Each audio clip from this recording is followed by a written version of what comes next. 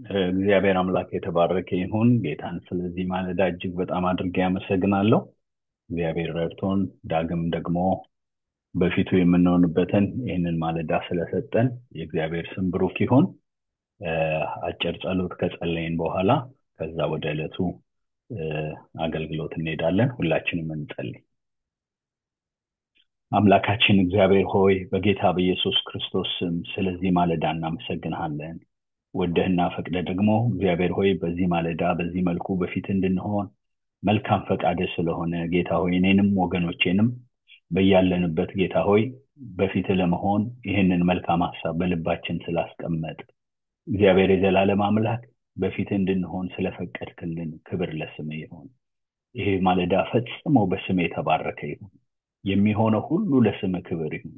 ጌታ ሆይ እኛን የሚጠቅም ለአንተ ክብር የሆነ ነገር በመካከላችን ይሁን። እግዚአብሔር ሆይ አንተ ቃልህን እንድትገልጥልን፣ እንድትናገረን፣ እንድታስተምረን እግዚአብሔር ሆይ መንፈስህ በመካከላችን እንዲመላለስ የወደደውን የልብህን ሐሳብ እንዲያደርግ በጌታ በኢየሱስ ስም ጸልያለሁ።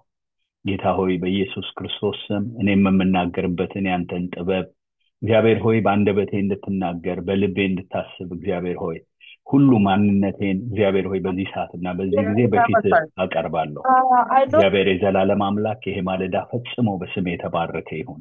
ማንኛውም አይነት እግዚአብሔር ሆይ ለዚህ ቀን የተመደበ ማንኛውም አጋንንታዊ ኃይል በስም ጉልበት የታሰረ ይሁን። ጌታ ሆይ ከዚህ ወተንም ወደ ቤተክርስቲያን ስንሄድ በመናደርጋቸው ነገሮች ሁሉ ጌታ ሆይ ያንተን ክብር የሚቃወም ማንኛውም አይነት እግዚአብሔር ሆይ ተግዳሮት በስም ጉልበት የተመታ እንዲሆን ጸልያለሁ። ስለ ሁሉ ነገር ተመስገን በአንድ ልጅ በጌታ በኢየሱስ ስም አሜን። እግዚአብሔር አምላክ የተባረከ ይሁን። ጌታን ስለዚህ ማለዳ እጅግ በጣም አድርጌ አመሰግናለሁ። እግዚአብሔር እንግዲህ በበጎነቱ በመልካምነቱ እየረዳን እዚህ ደርሰናል። እግዚአብሔር የተባረከ ይሁን። እንግዲህ እንደምናስታውሰው ከኔ ጋራ የጢሞቴዎስን መጽሐፍ እያጠናን እዚህ ደርሰናል።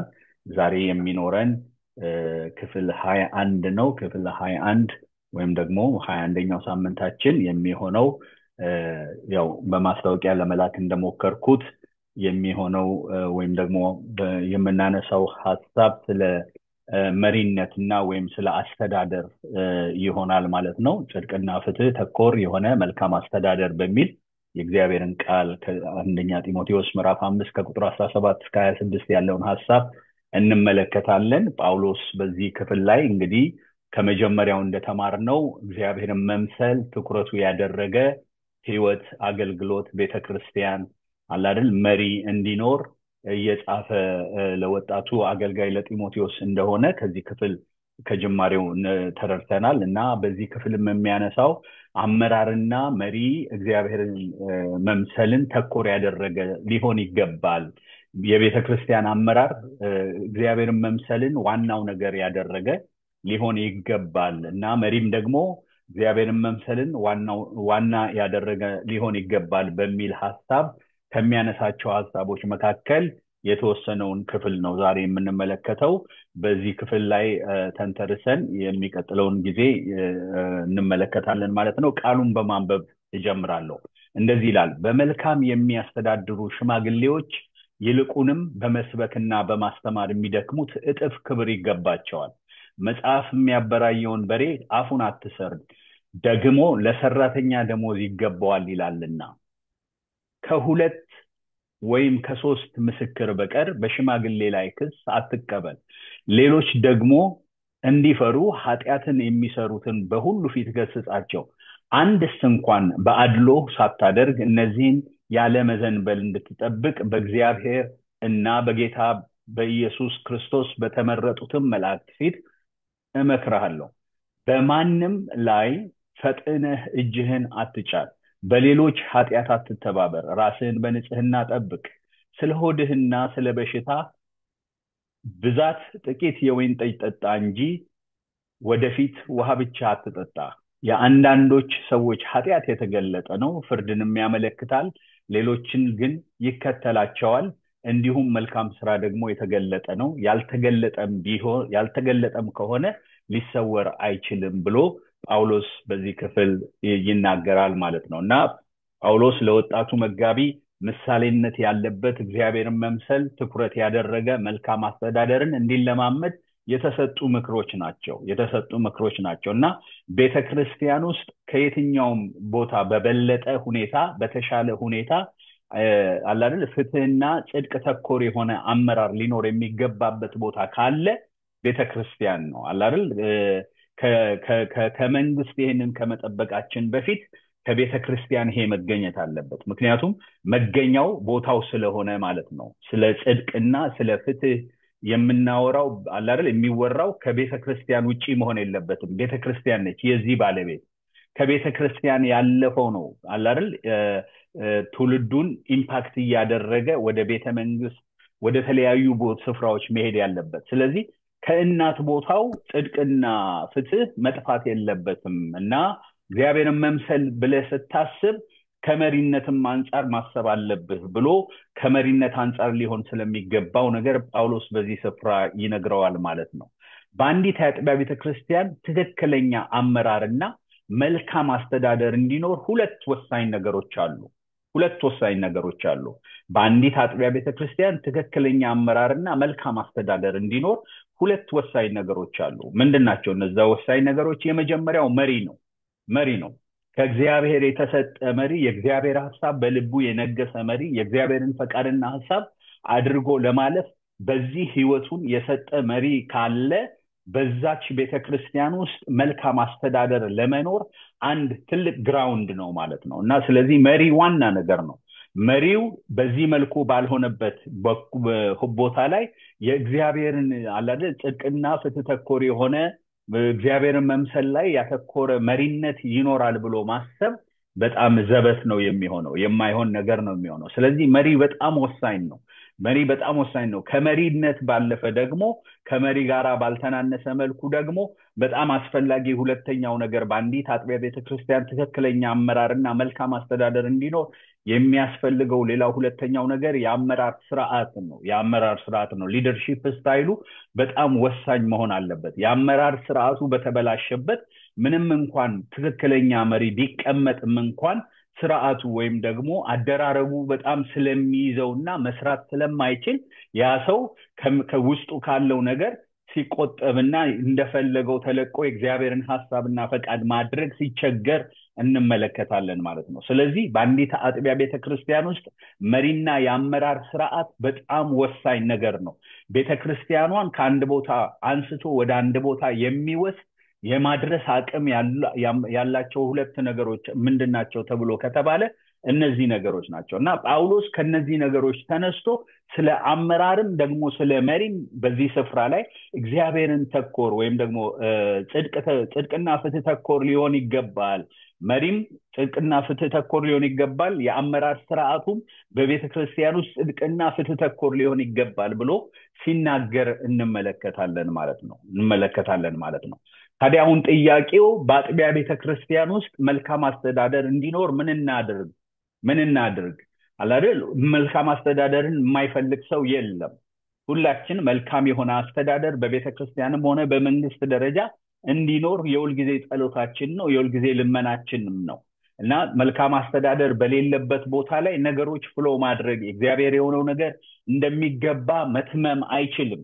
ስለዚህ ትክክለኛ የሆነ እግዚአብሔርን መምሰል ትኩረቱ ያደረገ ጽድቅና ፍትህ ተኮር የሆነ መልካም አስተዳደር እንዲኖር ምንድነው የኛ ድርሻ የመሪዎች ድርሻ ምንድነው የህዝቡ ድርሻ ምንድነው የቤተክርስቲያን ድርሻ ምንድነው መታወቅ ያለበት አይደል ትክክለኛ ቅብብሎሽ ያለው አይደል በደም ህዝቡም መሪውም ደግሞ ህዝቡን የሚቀበለው አይነት ትክክለኛ የሆነ መቀባበል ያለበት ስሙዝ የሆነ ሊደርሺፕ እንዲኖር ከኛ የሚጠበቀው ምንድነው እና ጳውሎስ ለዚህ ነገር ለወጣቱ ጢሞቴዎስ ለቤተክርስቲያንን እየመራ ላለ ለጢሞቴዎስ የኤፌሶንን ቤተክርስቲያን ለሚመራ ወጣት መጋቢ የሚነግራውን ነገር እንመለከታለን የመጀመሪያ የሚለው ነገር በቤተክርስቲያን ውስጥ በአጥቢያ ቤተክርስቲያን ውስጥ መልካም አስተዳደር እንዲኖር የመጀመሪያ ሊደረግ የሚገባው ነገር መሪዎች ይከበሩ ይለዋል መሪዎች ይከበሩ አላደል ከፍትህና ጽድቅ ተኮር የሆነ መሪነት ወይም የመሪነት ስርዓት ያለበት ቤተክርስቲያን ብለን ስናስብ ብዙ ጊዜ መሪዎቹ ከሚያደርጉት ነገር ተነስተን ነው ልናስብ የምንሞክረው። ግን ጳውሎስ በዚህ ክፍል ላይ አላደል ጽድቅ ተኮር እግዚአብሔርን መምሰል ትኩረቱ ያደረገ መሪና የአመራር ስርዓት ብሎ ሲያነሳ የመጀመሪያ የሚያነሳው ነገር ራሱ ከራሳቸው ነው የሚጀምረው፣ ከመሪዎች ነው የሚጀምረው አይደል? እነሱን ኔግሌክት ባደረገ መልኩ ስለሚያረጉትና ስለሚሰሩት ወይም ደግሞ ወደ ህዝቡ ስለሚተላለፈው ነገር ብቻ ሳይሆን በዛ ሳይሆን ጳውሎስ የሚጀምረው ከመሪዎቹ ነው የሚጀምረውና ስለ መሪዎቹ ምን ይላል ጳውሎስ? የሚናገረው ነገር መሪዎች ይከበሩ ይላል። መሪዎች ይከበሩ። መቼም ወገኖቼ በአንድ መሪ ህይወት ውስጥ ያለውን ሙሉ ነገር ለማግኘት ከተፈለገ አንድ መሪ በህይወቱ እግዚአብሔር ያስቀመጠውን ነገር ሙሉ ለሙሉ እንዲያደርግ ካስፈለገ አንድ መሪ በትክክለኛ መንገድ ሪስፔክት ሊደረግ ወይም ደግሞ ሊከበር ያስፈልገዋል። እና በዚህ ስፍራ ላይ መሪዎች ይከበሩ ይላል። ሽማግሌዎችን እንዲከበሩ መጽሐፍ ቅዱስ ወይም ደግሞ የእግዚአብሔር ቃል በዚህ ክፍል ላይ ሲናገር እንመለከታለን ማለት ነው። በዚህ ስፍራ ጳውሎስ እጥፍ ክብር ይገባቸዋል ያለው እነማንን ነው? ሽማግሌዎች ይላል። እና ከዚህ በፊት በነበረን ሴሽን ላይ እንደተመለከተነው ወይም ኤጲስቆጶስ የሚለውን ሐሳብ ስንመለከት ከዚህ በፊት እንደተመለከትነው ይሄ ሽማግሌዎች የሚለው ሐሳብ ብዙ አይነት ትርጉም እንደያዘ ተመልክተን ነበር። እና ይሄ ቃል እንትን እንደሚያደርግ ኢንተርቼንጀብል እንደሆነ ለብዙ ትርጉሞች ወይም ደግሞ ለብዙ ቃሎች ፍቺ እንደሆነ ወይም ደግሞ ብዙ ነገሮች በውስጡ እንደያዘ ተመልክተን ነበር። ለምሳሌ ሽማግሌዎች የሚለው ፕሪስፔተር የሚለው እረኛንም ማለት ሊሆን ይችላል፣ ወይም መጋቢ ፓስተር የሚለውን ጠባቂ የሚለውን ሁሉ የሚያመላክት እንደሆነ ተመልክተናል። ስለዚህ ጳውሎስ በዚህ ስፍራ ላይ እጥፍ ክብር ይገባቸዋል ይላል አይደል? ከማክበር ነው መነሳት ያለበት። ትክክለኛ ፍትህ ያለበት አይደል አመራር በቤተክርስቲያን ውስጥ ካለ ለመሪዎቹ በትክክለኛ በሆነ መንገድ ተገቢውን ነገር ማድረግ የሚችል ወይም ደግሞ ተገቢውን ፕላትፎርም መስጠት የሚችል የአመራር ስርዓት ሊኖር ያስፈልጋል አይደል? አንድን ሰው ትመራናለህ ብሎ አምጥቶ ከዛ በኋላ ደግሞ በመሪነት ቦታ ላይ ባለበት ሁኔታ ለዛ ሰው የሚመችን ሁኔታ ወይም አትሞስፌር አለመምረጥ አለማድረግ እና ይሄንን አይነት ነገር አለማስተካከል ተገቢ አይሆንም ማለት ነው። እና በመልካም የሚያስተዳድሩትን ይላል በመልካም የሚያስተዳድሩት ሽማግሌዎች እጥፍ ክብር ይገባቸዋል ይላል። እና ጳውሎስ በአንዲት ቤተክርስቲያን ውስጥ ፍትህና ጽድቅ ተኮር የሆነ አመራር እንዲኖር ከዚህ ይጀመር ይላል። በምን ይጀመር? መሪዎች ይከበሩ ይላል። እና በዚህ ቦታ ላይ ሽማግሌዎች የሚላቸውን የሚያስተዳድሩ ከዛ በኋላ ደግሞ የሚሰብኩና የሚያስተምሩ ብሎ ለሁለት ከፍሎ ያሳየናል ማለት ነው። እና ይልቁንም ይላል የሚሰብኩና የሚያስተምሩ እጥፍ ክብር ይገባቸዋል ይላል። ያው እኛ ኢትዮጵያውያኖች ከመሪ ጋራ በተያያዘ ትንሽ እንደው ድፍረት አይሆንብኝና ትንሽ የተሳሳተ ነገር በጣም አለን አይደል? ብዙ ጊዜ መሪዎች ብለን የምናስባቸው ሰዎች በአእምሮአችን ያሉ ሰዎች ካልሳለፍናቸው ስርዓቶች ተነስተን አይደል መሪ ብለን የሳልናቸው መጽሐፍ ቅዱስ ግን የማይላቸውና መጽሐፍ ቅዱስ በዛ መልኩ መሪን የማያስቀምጥበት ሁኔታ አለ። እና መሪ በሆነ መንገድ አይደል እንዴት ነው በጣም ይሄ እንዴት ነው አምባገነን ሲሆን አይደል በቃ መሪ የሆነ ቆፍጠን ያለ በዚህ ግባ በዛ ውጣ እንደዚህ ያርግ እንደዛ አሁን የሚለንን ሰው ነው መሪ አድርገን ብለን የምናስበው። ግን መጽሐፍ ቅዱስ እንደዛ ብሎ አይናገርም። መጽሐፍ ቅዱስ የሚያስተምረው እንዲያውም ሰርቫንት ሊደርሺፕ ነው። በይበልጥ ደግሞ በቤተክርስቲያን ውስጥ አይደል ስለ መሪነት ያለን አመለካከት በጣም የተስተካከለ ሊሆን ይገባል። ሰርቫንት ሊደርሺፕ ነው እግዚአብሔር ቃል የሚያስተምረን አይደል? የእግዚአብሔር ሰዎች ሐዋርያትንም ብንመለከት የትኞቹንም መሪዎች ብንመለከት እግዚአብሔር ጌታችን ኢየሱስ ክርስቶስ በምድር በተመላለሰበት ጊዜ ሐዋርያትን ባገለገለበት መንፈስ ያገለገሉ ሰዎች ናቸው።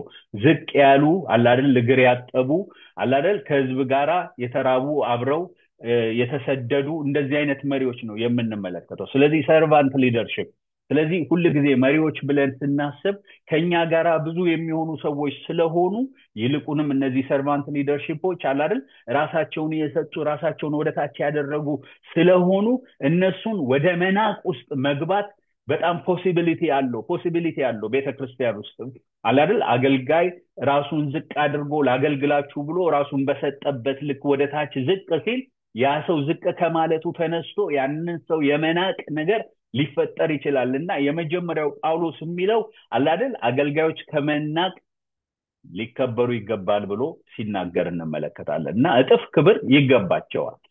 ክብር ይገባቸዋል ይሄን ሲል ጳውሎስ መቼም በሐዋርያ በራሱ ጢሞቴዎስ መሪ ነውና ስለ ጢሞቴዎስ ያሉትን ጉድለቶች ያውቃል ጢሞቴዎስ ላክ የሚያረጋቸው ነገሮች ያውቃል አይደል ጢሞቴዎስ በጣም የተመሰገነበት ነገር አለ ከእንደገና ደግሞ ጢሞቴዎስ እንዲህ ቢያደርግ የሚባልበት ነገር አለ እና መሪዎች ሁሉ ጊዜ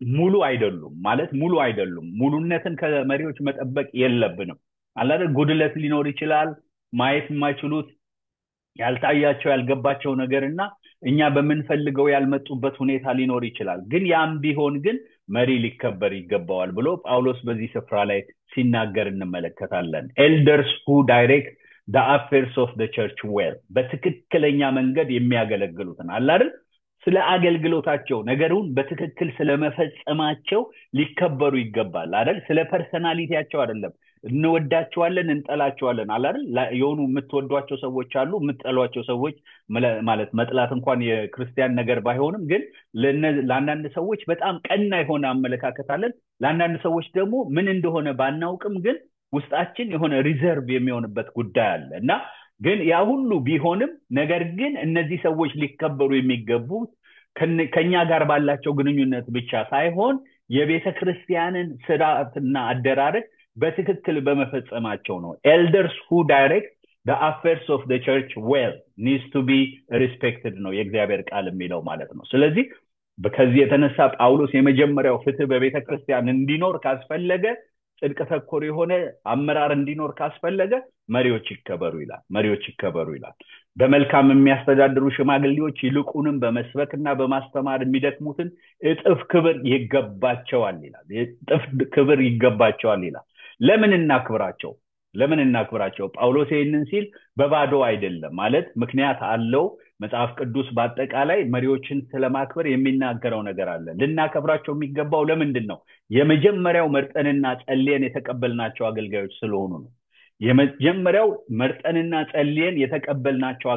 ስለሆኑ ነው እንደምታስታውሱት በዚህ ክፍል ላይ እስካሁን ስንመለከት የነበረው አንድን አገልጋይ ስለመቀበል አይደል ያ አገልጋይ ሊኖረው ስለሚገባ ኳሊቲዎች ስንማር ነበር የመጣ ነው ኤጲስቆጶስ ሊሆን የሚገባው መልካምን ነገር ይመኛል ግን እንደዚህ ሊሆን ይገባዋል ይያለ 13 ነገሮችን ተመልክተናል እና በዛ ክራይቴሪያ ውስጥ አልፈው የመጡ መሪዎች ስለሆኑ አይደል ካመጣቸው ወደ አገልግሎት ስፍራ ላይ ወደ መሪነት ቦታ ላይ ካመጣቸው በኋላ ከመዘንክና ካሳለፍካቸው በኋላ ስፍራውን ከሰጣቸው በኋላ ፕላትፎርሙን ከሰጣቸው በኋላ መርጠህና ጸልየ የተቀበልካቸውን አገልጋዮች ስለሆኑ ልታከብራቸው ይገባል ይላል መጽሐፍ ቅዱስ ክብር ለእግዚአብሔር ይሁን አይደል በትክክለኛ ያልሆነ ነገር ካለ እንኳን መታየት ያለበትና ነገሩ መቃኘት ያለበት የቱ ጋር ነው ገና ጅማሬው ላይ ነው ገና ኳሊፊኬሽኑ ላይ ነው ይሄ ሰው በዚህ ነገር ለዚህ ለመሪነት ነገር አይሆንም ብሎ መናገር እዛ ጋር ነው እንጂ አንድ መሪ ግን ከመጣ በኋላ ከተቀበልነው በኋላ ይሄ ነው መሪያችን ካልን በኋላ ግን አይደል ልናከብራቸው ይገባል ማለት ነውና ያው መሪነት ከእግዚአብሔር የሚሰጥ ስጦታ ነው እግዚአብሔር ነው ለህዝብ መሪ የሚሰጠው ስለዚህ ልናከብራቸው ይገባል ማለት ነው ለምን እናክብራቸው ሌላው ስለኛ የሚተጉ አገልጋዮች ናቸው ይላል የመጀመሪያው ላይ መርጠንና ጸልየን የተቀበልናቸው አገልጋዮች ስለሆኑ ለሚለው የቤተክርስቲያን ሽማግሌዎች ከሾሙላቸው በኋላ ከጸለዩ በኋላ ላመኑት ለጌታ አደራ ሰጧቸው ይላል ሐዋርያት ሥራ ምዕራፍ 14 ቁጥር 23 ላይ ሌላው ደግሞ ለምን እናክብራቸው ስለኛ የሚተጉ አገልጋዮች ስለሆኑ አይደል ለኛ የፈለግነው ነገር በሳምንቱ መካከል አድርገንና ሆነን ስንመጣ እሁድ ስለኛ ተግተው አይደል ከእግዚአብሔር ተቀበለው ከእግዚአብሔር የሆነ ነገር ለኛ ለማቀበል የሚተጉ አገልጋዮች ስለሆኑ ከዚህ ባለፈም ደግሞ በህይወታችን በሚያስፈልገው ልክ እየገቡ የሚያገለግሉ አገልጋዮች ስለሆኑ አሁን እኔ ስለኛ ቤተክርስቲያን አገልግሎት ብቻ አይደለም ማወራው ማለት ግን መጽሐፍ ቅዱስ አይዲያሊ የሚናገረው አገልጋይ ብሎ ሲል የሚናገረው ነገር ይሄ ነው። ስለዚህ ሊከበር ይገባዋል። በእኛ ቤተክርስቲያንም ሆነ በየትም ቦታ ያሉ አገልጋዮች መሪዎች ሊከበሩ ያስፈልጋል ይገባቸዋል። እና ምን ይላል? ለዋኖቻችሁ ትታዘዙና ትገዙ እነርሱ ስሌትን እንደሚሰጡ አድርገው ይህንኑ በደስታ እንጂ በሐዘን እንዳያደርጉት ይህ የማይጠቅማችሁ ነበርና ስለ ነፍሳችሁ ይተጋሉ ይላል ዕብራውያን 13:17 ላይ ስለ ነፍሳችሁ ይተጋሉ። እኛ እንግዲህ ታውቃላችኋል አይደል? በዚህ ከሰኞ እስከ ዓርብ ባለው ህይወታችን እስከ ቅዳሜ ባለው ህይወታችን ለነፍሳችን ሳይሆን ለነፍስ ብቻ ሳይሆን አላለ ለስጋችን ለተለያየ ነገራችን ስንተጋ ነው የምንውለው የምናሳልፈው። እነዚህ ሰዎች ደግሞ ስለኛ ነፍስ ይተጋሉ ማለት በሳምንቱ መካከል እሁድን ስንመጣ ወይም በእግዚአብሔር ቤት ስንገኝ ወይም ደግሞ ለመንፈሳዊ ነገራችን እድገት በመንፈሳዊ ህይወታችን እድገት እንዲኖር የሚተጉ ሰዎች ናቸው። ስለዚህ ክብር ይገባል፣ እጥፍ ክብር ይገባቸዋል። ይልቁንም የሚያስተምሩና የሚሰብኩ ሰዎች እጥፍ ክብር ይገባቸዋል። የሚደክሙትን ይላል። የሚያደክም አገልግሎት ነው ወገኖቼ። ማስተማርም መስበክም ቀላል ሊመስል ይችል ይሆናል፣ ግን ትልቅ ዝግጅትን የሚጠይቅ አላለ በእግዚአብሔር ፊት መሆንን የሚጠይቅ ሰምቶ ተቀብሎ መስጠትን የሚጠይቅ ነገር ስለሆነ መሪዎች ይከበሩ። ለምን? ስለኛ የሚተጉ ስለሆኑ። ከእንደገና ደግሞ ምን ይላል? በመሪና በተመሪ መካከል ሊኖር የሚገባው ፍቅር ስለሆነ ነው ልናከብራቸው የሚገባው። አንደኛ ተሰሎንቄ ምዕራፍ 5:12 ላይ ያለውን ሐሳብ ሄዳችሁ መመልከት ትችላላችሁ። ሌላው ደግሞ ልናከብራቸው የሚገባው ለምንድን ነው? ተጠያቂነት ያለበት ኃላፊነታቸውን በትክክል እንዲወጡ ነው። ተጠያቂነት ያለበት ኃላፊነት ነው ያላቸው። አንድ ቀን የእረኞች አለቃ በሚገለጥበት ጊዜ የማያልፈውን ክብርና አክሊል ትቀበላላችሁ የሚላቸው ሰዎች ናቸው። የክብር አላድል ያንን አክሊል ብቻ መቀበልን ብቻ ሳይሆን ደግሞ አካውንታቢሊቲ ያላቸው አንድ ቀን ጌታ ኢየሱስ ይጠይቃል አይደል? ስላደረጉት ነገርና ስለሰሩት ስራ የሚጠየቁ ሰዎች ናቸው። ስለዚህ እኛ ካላከበርናቸው፣ እኛ ሰፖርት ካላደረግናቸው አይደል ያንን ተጠያቂነት ያለበትን ስራቸውን መፈጸም አይችሉም። ስለዚህ ሊከበሩ ይገባል። አሁን መሪ ሊከበር ይገባል። ይሄ ዋና ነገር ነው በቤተክርስቲያን ውስጥ ወገኖቼ። የማንስማማው የማንቀበለው ነገር ሊኖር ይችላል፣ ግን with disrespect የእግዚአብሔር ቃል ምንም እንድንፈጽምና እንድናደርግ የእግዚአብሔር ቃል አያስተምረንም። ስለዚህ መሪዎችን እንድናከብር ትክክለኛ ፍትህ ያለበት ሊደርሺፕ በቤተክርስቲያን ውስጥ ሊኖር ካስፈለገ ከዚህ ነው የሚጀምረው፣ በመከባበር ነው የሚጀምረው። የሚገርመው ደግሞ መሪውን ስታከብሩት መሪውም ደግሞ እናንተን ማክበር፣ ቤተክርስቲያንን ማክበር፣ የሚያገለግለውን ህዝብ ማክበር የሚለው ነገር አውቶማቲክ ነው የሚሆነው። ሰው የሰጣችሁትን ነገር ነው የሚሰጣችሁ መልሶ። ስለዚህ ይሄ በመካከል ሊኖር ያስፈልጋል ብሎ ጳውሎስ ሲናገር ነው የምንመለከተው። ሌላው በአጥቢያ ቤተክርስቲያን ውስጥ መልካም አስተዳደር እንዲኖር ምን ይደረግ ለሚለው ጳውሎስ የሚናገረው ነገር ፍቅርና ክብር በተግባር ይገለጽ ይላል። ፍቅርና ክብር በተግባር ይገለጽ አይደል? መሪዬን እወዳለሁ፣ መሪዎቻችንን ውደዱ፣ መሪዎቻችሁን ውደዱ ሲል ጳውሎስ መሪዎቻችሁን ውደዱ የሚለውን ሐሳብ እንወዳቸዋለን እኮ ብለን አይደል እየሄድን እንወዳቸዋለን እንድንላቸው በቃል ብቻ የሆነ ነገር ሳይሆን ከቃል ያለፈ ፍቅርና ክብርን በተግባር ይገለጽ ይላል ጳውሎስ። በቤተክርስቲያን ውስጥ መልካም አስተዳደር፣ ፍትህና ጽድቅ ተኮር የሆነ አስተዳደር እንዲኖር ካስፈለገ መጽሐፍ ቅዱስ የሚያበራየውን በሬ አፉን አትሰር ይላል። ደግሞ ለሰራተኛ ደሞዙ ይገባዋልና ይላልና ለአገልጋዮች ይልቁንም ለሚያስተምሩና ለሚደክሙ አገልጋዮች ተገቢውን ነገር ማድረግ ፍቅርን በተግባርና አይደል ፍቅርንና ክብርን በተግባር መግለጽ መጽሐፍ ቅዱሳዊ አፕሮች ነው አይደል? ሰዎቹ ራሳቸው የእግዚአብሔርን ህዝብ ማኒፑሌት ለማድረግ አይደል ከነሱ መጥቶ አይጠቀሙበት እንጂ አይደል ይሄን እየጠቀሱ እንደዚህ ያደርግና እንደዚሁን አይበሉን እንጂ አይደል። ግን መጽሐፍ ቅዱስ ለአገልጋዮቻችን ልንሆን የሚገባውን ነገር በስፋት ይናገራል ማለት ነው። ክብር ለእግዚአብሔር ይሁን። ይሄንን እየጠቀሱ ሰዎችን ማኒፑሌት የሚያደርጉ የራሳቸውን ሐሳብና የራሳቸውን ኪንግደም የሚያስፋፉ ሰዎች እንዳሉ ይታወቃል። ግን ይሄ መጽሐፍ ቅዱስ እንደዚህ ላሉት ሰዎች ሳይሆን የሚናገረው አይደል መጽሐፍ ቅዱስ በትክክለኛ ጌታን አክብረው ለማለፍ የሚተጉትን አገልጋዮች በተመለከተ ነው ይሄ የሚናገረው። እና የሚያበራየውን በሬ አፉን አትሰር፣ ትክክለኛ ለሰራ ሰው ደሞዝ ይገባዋል። እና ያው እንደምታውቁት እህል በሚወቃበት ጊዜ በሬዎቹ ብዙ ጊዜ በሬዎቹ አፋቸውን ታስረው ነው በእንትኑ ላይ በሰብሉ ላይ ወይም ደግሞ በተሰበሰበው ነዶ ላይ የሚሄዱት ማለት ነው። እና ይሄ በሚሆንበት ጊዜ አላደል መብላት አይችሉም፣ እየሰሩ ነው ግን እየለፉ ነው፣ ግን ከሚለፉበት ነገር ምንም እንዳያገኙ ይኸው እንደምታዩት በፒክቸሩ ላይ በዚህ መልኩ አፋቸውን አስረው ነው ገበሬዎቹ የሚያደርጉት። እና መጽሐፍ ቅዱስ ግን እንደዚህ መሆን የለበትም። እርሻው ላይ ያለው ሰው ከእርሻው ማግኘት አለበት፣ ከእርሻው መቀበል አለበት። ይሄ መጽሐፍ ቅዱሳዊ ነው። በብሉይ ኪዳንም የሌዊ ልጆች አለ አይደለ የቤተ መቅደሱ አገልጋዮች ከቤተ መቅደስ የሆነውን ለእግዚአብሔር ከመጣው ነገር ይቀበሉ ነበር። ይሄ ለእግዚአብሔር ከምንሰጠው ነገር ለእግዚአብሔር የምንሰጠው ነገር ለእግዚአብሔር አገልጋዮች የምንሰጠው ነገር ነው የሚለውን ሐሳብ ያነሳል። እና እግዚአብሔር አምላክ የተባረከ ይሁን። ያ የሚያበራየውን በሬ የሚለው ሐሳብ በዘዳግም ምዕራፍ 25 ቁጥር 24 ላይ ያለው ሐሳብ ነው። ስለዚህ ፍቅርን በተግባር ይገለጽ ይላል። ፍቅር በተግባር ይገለጽ። ሰውን ወገኖቼ ፍቅር ባሳያችሁት ባከበራችሁት ልክ በውስጡ ያለው ነገር በጣም ይፈሳል፣ ይወጣል። ግን ሪዘርቭድ በሆናችሁበት አላለ እንደሚገባ ለእናንተ ለሱ ያለውን ነገር ባላደረጋችሁና ባልሆናችሁበት ልክ ግን ከዛ ሰው ደግሞ እንዲህ መሆን አለበት ብሎ የሚጠበቅ ነገር ይሄ በጣም ትክክለኛና መጽሐፍ ቅዱሳዊ አይደለም። ስለዚህ ፍቅርና ክብር በተግባር ይገለጽ ይላል ጳውሎስ። መጽሐፍ ቅዱስ የሚያበራየውን በሬ አፉን አትሰር፣ ደግሞ ለሰራተኛ ደሞዙ ይገባዋልና ይላል። ራሳቸውን ለጌታ ስለሰጡ አገልጋዮች ተገቢ በሆነ መንገድ የገንዘብ ድጋፍ መደገፍ እንዳለበት መጽሐፍ ቅዱስ ይናገራል። ይሄ ለምንድን ነው የሚገባው ይላል መጽሐፍ ቅዱስ። የመጀመሪያው የሚነግረን ነገር አላል ሰዎች አገልጋዮቻችንን በገንዘብ መደገፍ አለብን፣ ወይም ደግሞ በቤተክርስቲያን አገልጋዮች ሊከፈላቸው ይገባል፣ በተገቢ መንገድ አላል ሊኖሩበት የሚገባው ነገር ሊደረግ ይገባዋል የሚለው የእግዚአብሔር ቃል ለምንድን ነው? የመጀመሪያው በእግዚአብሔር ቃል ላይ የተደነገገ ስለሆነ ነው። ይሄ ድንጋጌ ነው አላል የሆነ ስንፈልግ የምናደርገው ስንፈልግ የምናቆመው ነገር አይደለም። እንዲሁም ደግሞ ወንጌልን የሚሰብኩ ከወንጌል ቀለብ እንዲቀበሉ ጌታ ደንግጓል ይላል ጳውሎስ በአንደኛ ቆሮንቶስ ምዕራፍ 9 ቁጥር 14 ላይ።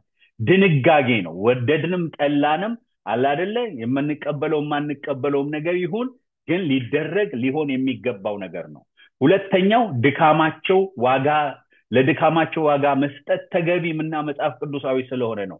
አለ አይደል ለሰራተኛ ደሞዙ ይገባዋል ይላል እዛው ክፍል ላይ ደግሞ እና ደግሞ ለሰራተኛ ምግቡ ይገባዋል ይላል ማቴዎስ 10:10 ላይ። እና የማይሰራ ምን አይብላ። እነዚህ ሰዎች እየሰሩ ነው። አንዳንድ ጊዜ አገልግሎት ስራ የማይመስላቸው ወይም ደግሞ አገልግሎት ክፍያ የሚገባው ኃላፊነት የማይመስላቸው ብዙ ሰዎች አሉ። ግን ህይወትን እንዲያውም ከሌሎቹ ፕሮፌሽኖችና ስራዎች በተሻለና በበለጠ መልኩ በጣም ውስጥን ድሬን የሚያደርግ አገልግሎት ነገር ካለ አላል ሁሉን ነገር የሚጠይቅ ለምሳሌ አላል ሌላ ስራ ብትሰሩ ትዳራችሁን አይጠይቅም፣ ቤታችሁን አይጠይቅም፣ አላል ብዙ ነገራችሁን አይጠይቅም። ምናልባት በቀን ሄዳችሁ የምታጠፉትን 8 ሰዓት ነው የሚጠይቃችሁ። ከዛ በኋላ በእናንተ ውስጥ ያለውን ዕውቀት ነው የሚጠይቃችሁ። ይሄ ግን እናንተን የሚጠይቃችሁ ሁለመናችሁን ነው፣ ሁሉ ነገራችሁን ነው። እና ከዚህ የተነሳ ለድካማቸው ዋጋ መስጠት መጽሐፍ ቅዱሳዊ ስለሆነ ለሰራተኛ ደሞዙ ይገባዋል። ክብር ለእግዚአብሔር ይሁን። አላደል ይሄ የመጽሐፍ ቅዱስ እውነት ነው። አሁን እኔ ከኛ ቸርች አንፃር ከሆነ ቤተክርስቲያን ምናምን አንፃር አይደለም። እኔ መጽሐፍ ቅዱስ የሚለውን እያልኩኝ ነው ያለሁት። ያ ነው መሆን ያለበት። ይሄ ደግሞ ይሄንን በተገበርን ልክ ደግሞ ይሄንን ባደረግን ልክ ደግሞ እግዚአብሔር አላደል በመልካም አስተዳደር ቤተክርስቲያንን እየባረከ ይመጣል ማለት ነው። እና ሌላው ደግሞ በተዘዋዋሪ እኛ ጊዜ ሰጥተን ማድረግ ያልቻልነውን የወንጌል ስራ መስራት ስለሆነ ነው አላደል እንምንረዳቸው የምናግዛቸው። እኛ ሄደን መስበክ ማንችለውን፣ እኛ ሄደን መጠየቅ ማንችለውን፣ እኛ መድረስ ማንችልበትን ኤሪያ እነሱ ከቨር ስለሚያደርጉ ነው አላል በተዘዋዋሪ መንገድ የኛን ነገር ስለሚሰሩልን የኛን ነገር ስለሚያደርጉልን ነው።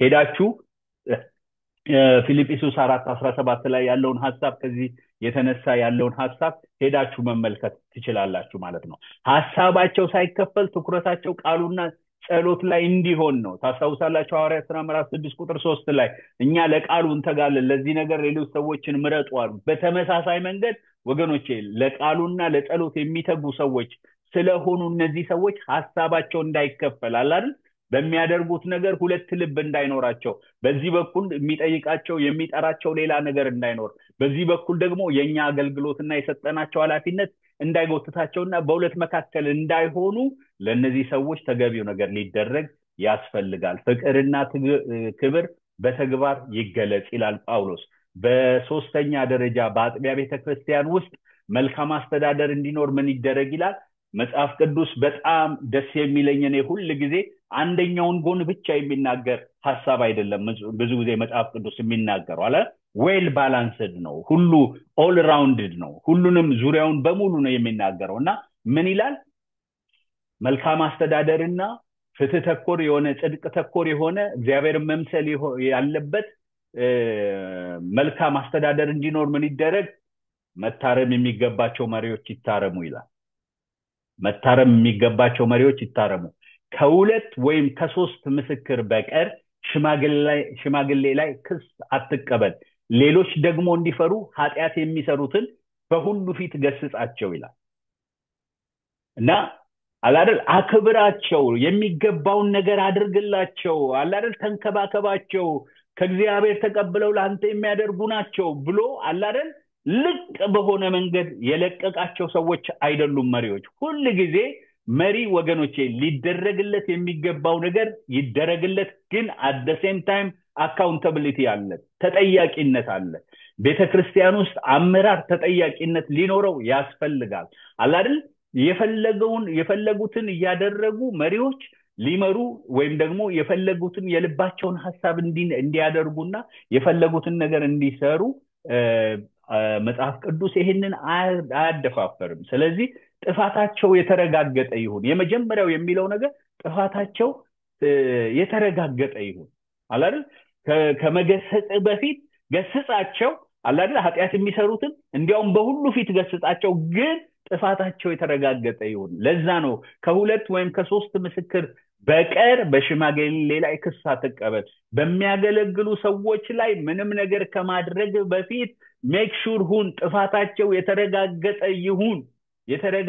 ይሁን ከሁለት ወይም ከሶስት ምስክር በቀር በሽማግሌ ላይ ክስ አትቀበል ይላል መሪ ከሰዎች ጋር በተለያየ ምክንያት በመገናኘቱ ምክንያት ቶሎ በሰዎች ሊጠላና ሊወነጀል ይችላል የተወነጀለበት ሁሉ የተገኘበት ነው ማለት አይደለም ስለዚህ የሚቀርቡ ክሶች በምስክሮች ሊረጋገጡ ይገባል ገባችሁ ላይክ መሪ ከህዝቡ ጋራ ያለ ስለሆነ ከህዝቡ ጋራ ያለ ሰው ስለሆነ በተለያየ መንገድ ከሰው ጋራ መነካካቱ አይቀርም እጠቅማለሁ ብሎ ያደረገው ነገር እንደ ጉዳት ሊታይ ይችላል ስለዚህ ከዚህ ተነስተው ሰዎች ወደ ክስ ሊመጡ ይችላሉ ይሄንን አገልጋይ ሊከሱት ይችላሉ ግን መጽሐፍ ቅዱስ እንዲህ አይነት ነገር ስለሚፈጠር ከሁለት ወይም ከሶስት ምስክር በቀር በሽማግሌ ላይ ክስን አትቀበል you make sure በትክክለኛ ጥፋት እንደተሰራ በትክክለኛ ጥፋት እንደተፈጸመ ልታረጋግጥ ይገባል ብሎ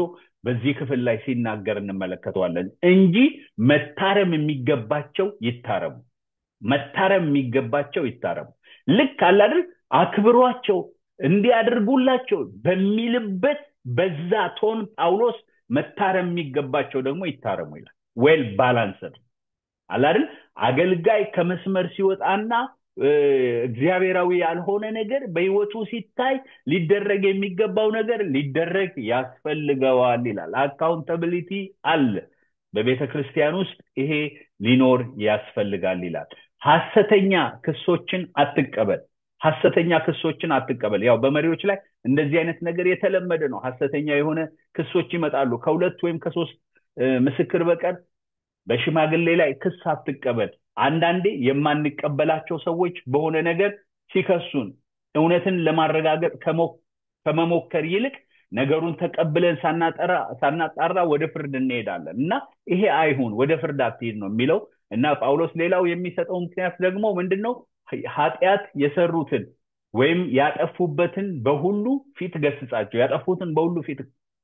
ገስጻቸው ኃጢአት የሰሩትን አይደል የተገኘ ነገር ካለ ገስጻቸው እንዲያውም ደግሞ በሁሉ ፊት ገስጻቸው ለምን በሁሉ ፊት አይደል ምን አለበት ከጀርባ ብናደርገው ምን አለበት አጋልጠን ባንሰጣቸው ምን አለበት አይደል ነገሩን ሃይድ ብናደርገው ነገሩ ሰው ሳያውቀው ብንጨርሰው እና ጳውሎስ እዛ ክፍል ላይ የሚሰጠው ምክንያት አለ አይደል ሌሎች ይሄንን አይተው እንዲማሩ ይላል ሌሎች ይሄንን አይተው ወይም ሌሎች ይሄንን ኃጢያት መዘዙን ተመልክተው እንዲፈሩ ለትምህርት እንዲሆን በግልጽ ገስጻቸው አይደል ለማሳጣት ሳይሆን ያንን ሰው ወይም ደግሞ አይደል የሆነ ቀን የሆነ የማትወደው ወይም ደግሞ ለዛ መልካም አመለካከት ለዛ ሰው መልካም አመለካከት የሌለ ሰው በሆነ ነገር ሲገኝ አይደል አውጥቶ ለማስጣት በሆነ መንገድ ሳይሆን ግን በትክክለኛ መንገድ ቤተክርስቲያን ነች ያንን ማድረግ ያለባት እና ነገሩ በአደባባይ ሊሆን ይገባዋል ብሎ ጳውሎስ በዚህ ክፍል ላይ ሲናገር እንመለከታለን ስለዚህ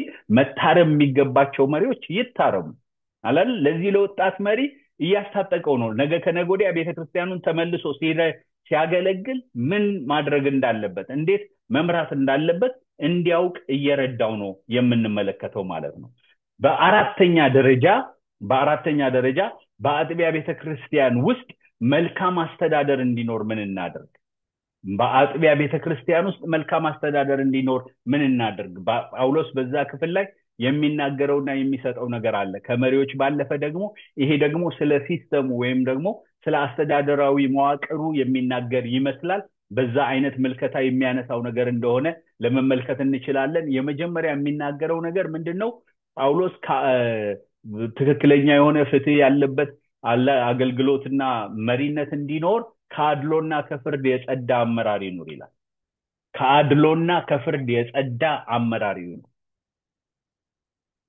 እዛው ክፍል ላይ ቁጥር 21 ላይ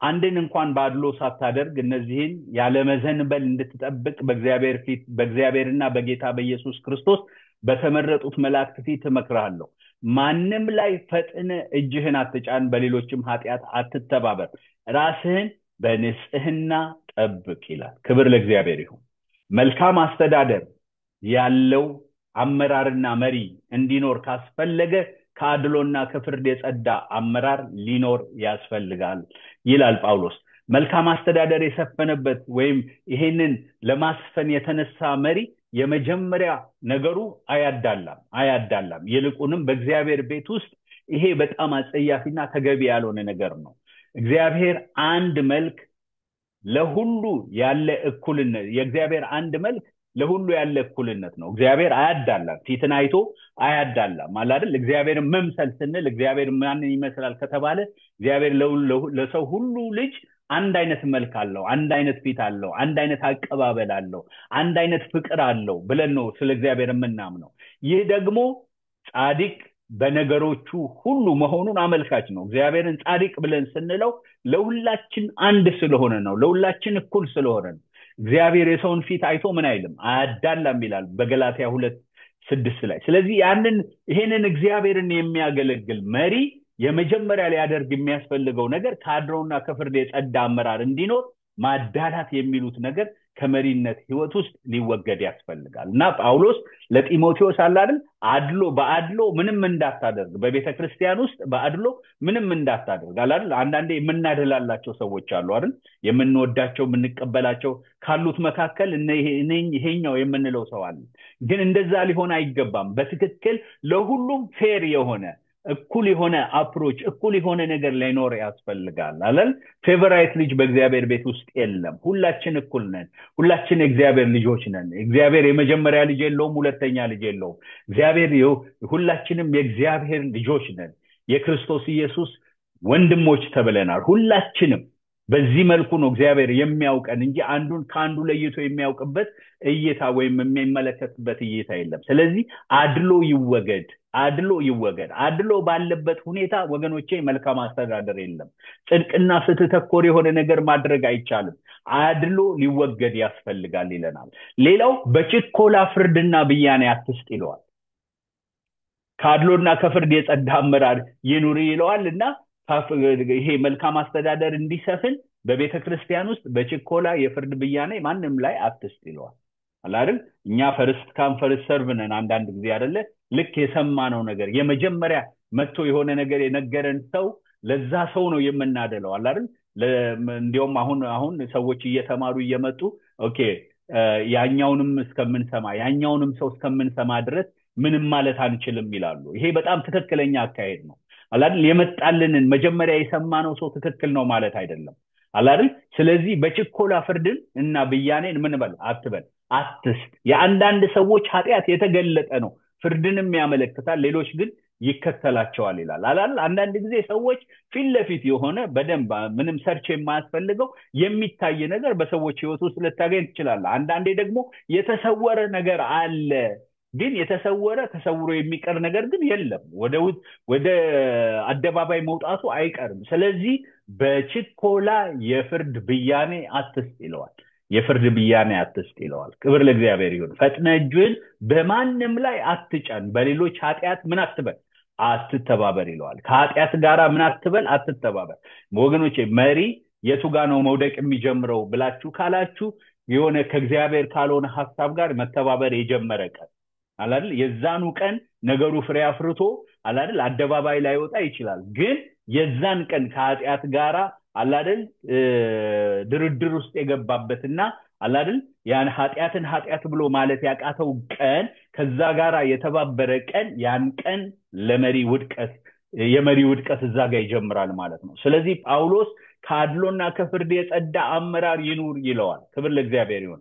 መልካም አስተዳደር በቤተ ክርስቲያን ውስጥ እንዲኖር ከአድሎና ከፍርድ የጸዳ አመራር ይኑር። አራተኛው የሚለው ነገር በመልካም አስተዳደር ቤተ ክርስቲያን ውስጥ መሪ እንዲገኝ ካስፈለገ ራሱን በንጽህና ይጠብቃል ይለዋል። እዛው ክፍል ላይ ራስህን በንጽህና ጠብቅ ይለዋል። ራስህን በንጽህና ጠብቅ። መቼም መሪ ወገኖቼ ከራሱ ነው የሚጀምረው። ከራሱ ያልጀመረ መሪ ሌሎችን መምራት አይችልም። ስለዚህ ነገር ከዚህ በፊትም ብዙ ተነጋግረናል። ማለት ኤጲስቆጶሳትን መምረጥና ዲያቆናትን መምረጥ በሚለው ሐሳብ ላይ ራስ ላይ ስለማተኮር መሪ የመጀመሪያው የሚሰራው ስራ ራሱ ላይ እንደሆነ በጣም ተመልክተናል። እና ጳውሎስ በዚህም ስፍራ የሚናገረው ነገር ምንድነው? ራስህን በንጽህና ጠብቅ ይለዋል ማለት ነው። ራስህን በንጽህና ጠብቅ። አንተ ደግሞ እንዳትፈተን ራስህን ጠብቅ ማለት ሌሎች በተገኙበት ነገር ላይ አንተ ትላንትና ከትላንት ወዲያ እነዛን ሰዎች ከዛ ነገር ልታወጣ በመከርክበት ጉዳይ ላይ አንተ ደግሞ ራስህን በዛ ውስጥ እንዳታገኝ ተጠንቀቅ ብሎ በገላትያ መጽሐፍ ላይ ይናገራል። ስለዚህ መሪ ትክክለኛ ምሪት በቤተክርስቲያን እንዲኖር ካስፈለገ ራስን በንጽህና ይጠብቅ ይላል። ክብር ለእግዚአብሔር ይሁን። ሌላው ጳውሎስ ከዚህ ጋራ ባልተያያዘ በሚመስል መልኩ ለጢሞቴዎስ ለወጣቱ ጢሞቴዎስ በመካከል አይደል የገባ ከሐሳቡ ጋር በፍሰት ውስጥ በጳውሎስ ከሚያነሳው የሐሳብ ፍሰት መካከል አብሮ የማይሄድ የሚመስል አንድ ሐሳብ ያነሳል። ያም ሐሳብ ደግሞ ለጢሞቴዎስ ስለ ወይን ጠጅ ያነሳለት ሐሳብ ነው። ስለ ሆድና ስለ በሽታ ብዛት ጥቂት የወይን ጠጅ ጠጣ እንጂ ወደፊት ውሃ ብቻ አትጠጣ የሚል ሐሳብ ስለ መሪነት እያወራ ስለ ቤተክርስቲያን አመራር እያወራ ጽድቅና ስትተኮር ስለሆነ አመራር እያወራ በጣም ነገሩ ፍሎ በሚያደርግ መልኩ እየወረደ እያለ በመካከል ሰርጎ የገባ በሚመስል መንገድ ወይም ደግሞ ብሬኪንግ አይነት የሆነ ነገር በሚመስል መንገድ ይሄንን ሐሳብ ጳውሎስ ሲያነሳ እንመለከታለን። እንግዲህ ጳውሎስ ጢሞቴዎስን በጣም በቅርበት የሚያውቀው ወጣት ስለሆነ ይሄ ወጣት መሪ የሚቸገርበትን ችግር በሽታውን ሁሉ አይደል በጣም እንደ አባትና ልጅ የሆነ ግንኙነት ስላላቸው በጢሞቴዎስ ሕይወት ያለው ነገር ሁሉ በጣም ቪዚብል ነው ለጳውሎስ ማለት ነው። ከዚህ የተነሳ ምን ብሎ ይመክረዋል? ስለ ሆድህና ስለ በሽታ ብዛት ጥቂት የወይን ጠጅ ጠጣ እንጂ ወደፊት ውሃ ብቻ አትጠጣ የሚል ሐሳብ ሲያነሳለት እንመለከታለን። በመካከል የተነሳ ሐሳብ ነው። ብዙ ጊዜ እንዲህ አይነት ሐሳቦች ፓረንቲካል ኮመንት ይባላሉ። የሆድ በሽታ ብዛት ጳውሎስ በዚህ አይነት ጢሞቴዎስ በዚህ አይነት ነገር እንደሚሰቃይ ይነገራል። አንዳንዶች ከሚጠጣው ከውሃ ብክለት የተነሳ በዚህ አይነት ችግር ውስጥ እንደሚያልፍ የሚሉ ነገሮች አንዳንድ ቦታዎች ላይ ታገኛላችሁ። እና ግን ጳውሎስ ምንድነው ጢሞቴዎስ በዚህ ችግር ውስጥ እንዳለ ተመልክቷል። ስለዚህ አንድ ነገር አድርግ ብሎ ሲፈቅድለት ነው የምንመለከተው። ስለ ሆድና ስለ በሽታ በጣም ጥቂት የወይን ጠጅ ጠጣ እንጂ ወደፊት ውሃ ብቻ አትጠጣ ይለዋል። በዚህ ክፍል ላይ ወገኖቼ ልንመለከት የሚገባው አሁን ብዙ ጊዜ ይሄ ክፍል እየተጠቀሰ ስለ አልኮሆል ያለ ነገር ማለት መጠጣት ይቻላል አይቻልም የሚል ሐሳብ ሲነሳ ከሚነሱ ክፍሎች አንዱ ክፍል ይሄ ነው። መጽሐፍ ቅዱስ ግን በዚህ ክፍል ላይ በጣም አስረግጦ እንደሚያሳየን እንደምንመለከተው ጳውሎስ ለበሽታ ጥቂት ጠጣ ነው ያለው። ማለት ለመድኃኒትነት ተጠቀምበት ነው ያለው እንጂ ጠጣ የሚል ሐሳብ ያንን የሚያስተጋባ ነገር ሲናገር ጳውሎስ አንመለከትም።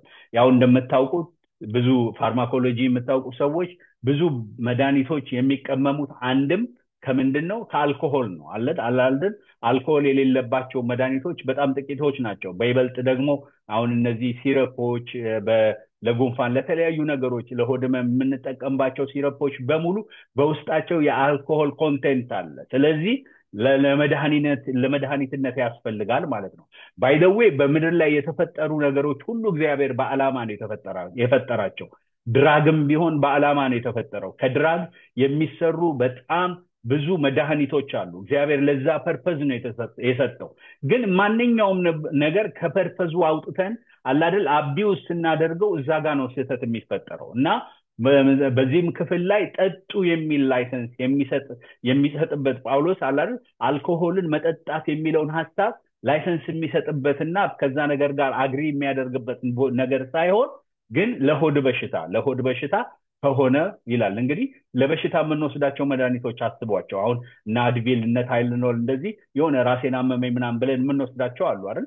እነሱን ግን ስንወስድ አንደኛ ታይሙን ጠብቀን ነው የምንወስደው፣ ሁለተኛ መጠናቸው በጣም የተወሰነ ነው የምንወስዳቸው ለዛ ነገር ለመድኃኒትነት እንዲጠቅሙ ፐርፐዛቸውን አላል ፉልፊል እንዲያደርጉ ነው እንጂ ሌላ ፐርፐዝ የለንም። አድቪል በየ2 ደቂቃው የሚወስድ ሰው የለም አይደለ? ልክ እንደዛ ለመድኃኒትነት ከሆነ ለመድኃኒትነት ነው። ለመድኃኒትነት ነገር ከሆነ ለመድኃኒትነት ነው። ለሪክሬሽን አላለውም፣ ወይም አይደል ለመዝናናት ወይም ራስን ኢንጆይ ለማድረግ አላለውም። ለመድኃኒትነት እንድትጠጣ እፈቅዳለሁ ወይም ደግሞ እንዲጠጣ ብሎ ሲናገር እንመለከታለን ማለት ነው። ሁሉ ነገር በአግባብ ሊሆን ያስፈልገዋል። ሞዴሬት የሆነ የወይን ጠጅ ጠጣ ይለዋል እና ሁሉም ነገር ወገኖቼ ሞዴሬት የሆነ ነገር ሊሆን ይገባል የምናደርገው ነገር። መጽሐፍ ቅዱስ ሁለት ነገሮች በአግባብ አለመጠቀም እንደሌለብንና እነዚህ ነገሮች ከዓላማ ውጪ ጥቅም ላይ ሲውሉ ለመንፈሳዊነት ጉዳት እንደሚሆኑ ይነግረናል። የመጀመሪያው ገንዘብ ነው። ገንዘብና የወይን ጠጅ፣ እነዚህ ሁለት ነገሮች በጣም በአግባቡ መጽሐፍ ቅዱስ በሚለን መልኩ ካልተጠቀምንባቸው በስተቀር ሁለቱም በሚገርም ሁኔታ በንጽጽር የተቀመጡት ከራሱ ከእግዚአብሔር ጋር ነው። ገንዘብ ለሁለት ጌቶች መገዛት አይቻልም ነው የተባለው አይደል? ገንዘብን ከመጠቀሚያነት አልፈን አይደል ወደ ገንዘብ ፍቅር ውስጥ ስንገባ ለሆነ ጌታ ተገዝተናል ማለት ነው አይደል? የወይን ጠጅም ልክ እንደዛ ነው። ከመንፈስ ቅዱስ ጋር በንጽጽር ተቀምጧል። በመንፈስ ስከሩ እንጂ በወይን ጠጅ አትስከሩ። ሁለቱም ሰውን የመግዛት ሰውን አይደል የመምራት የመቆጣጠር ኃይል አላቸው። ስለዚህ በተገቢ መንገድ ካልተደረገ በስተቀር አቢውዝ የሚደረግ ነገር ባለበት ሁኔታ እነዚህ ነገሮች የህይወታችንን ዋና ነገር መቆጣጠር ይጀምራሉ ማለት ነው። ስለዚህ ጳውሎስ ይሄንን በመምከር የዚህን ሐሳብ የምዕራፍ 5ን ይጨርሳል ማለት ነው። እግዚአብሔር አምላክ የተባረከ ይሁን። ጌታን ስለዚህ ማለዳ እጅግ በጣም አድርጌ አመሰግናለሁ። በዚህ እጨርሳለሁ ማለት ነው የዚህን ማለዳ አገልግሎት። ጌታ ይባርካችሁ።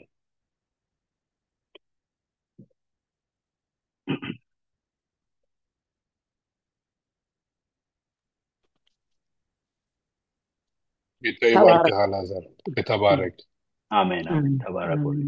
ተባረክ። ጌታ ይባርክህ አላዛርዬ። እግዚአብሔር ያብዛልህ።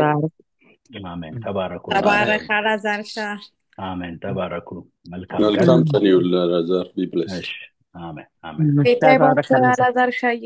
አሜን። ተባረኩልኝ። መልካም እግዚአብሔር ይባርክ ወንድም አላዛር። ተባረክ። አሜን። ተባረኩ። ሰላም ዋሉ ወገኖች። አላዛር ተባረክልኝ። ሰላም ዋሉ። አሜን አሜን። ተባረኩ። መልካም ቀን። አሜን አሜን። ለሁላችን አሜን።